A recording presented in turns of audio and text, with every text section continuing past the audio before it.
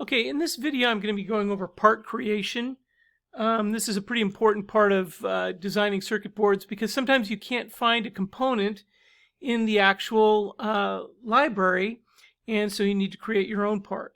Now, before I ever do this, I always kind of scour the internet to see if somebody else has already designed the part because it saves a lot of time. But in some cases you can't find a part, so you need to create your own part. And I'm going to walk through all the steps for this. So in Eagle, we're going to create what is called a device. And a device has two parts to it. This is kind of like the top-down view. It has a symbol, which is what we'd see in the schematic program.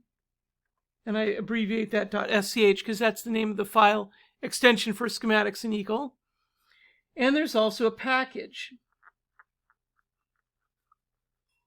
which is what you'd see in the board file. So, for example, we might have an LED, and the schematic symbol might look like this. Okay, hopefully it doesn't look that bad.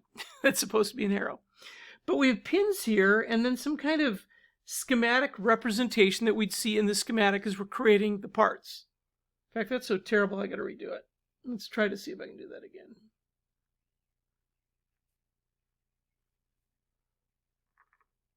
Okay, that's a little bit better.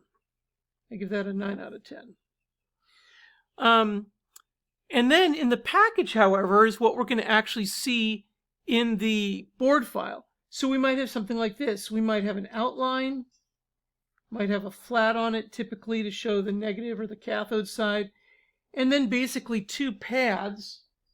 And I'll draw these in green because that's the color they usually show up. You'd have two pads and maybe something in both of these cases that might show, for example, something like LED 1, some text related to it, and the same thing over here.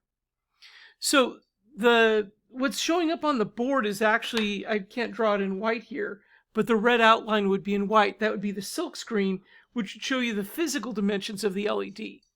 Okay? Now, once we have these two together, they're still two separate parts of a device, but the thing that connects them together are the names of the pads connected to the pins. So for example, this might be, for example, pad 1, and this might be pin 1. And until we connect those two together, we haven't really created the whole device. So I'm going to walk through this whole process in Eagle so you see how this works. Now, pay attention as we do this because this part is a part that you will actually be creating and using on your LED sequencer circuit.